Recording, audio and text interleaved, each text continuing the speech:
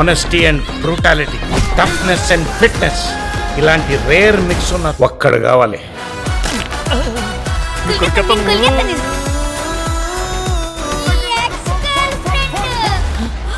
ఇప్పటి నుంచి అసలైన ఆడతాన్ని చూస్తాం. రావుడు మీ ఆడవాళ్ళకి మీ ముందు ఇంకో ఆడదాన్ని తిడితే ఎంత సంతోషమో కదా కదా.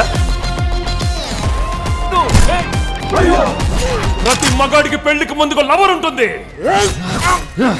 It's natural.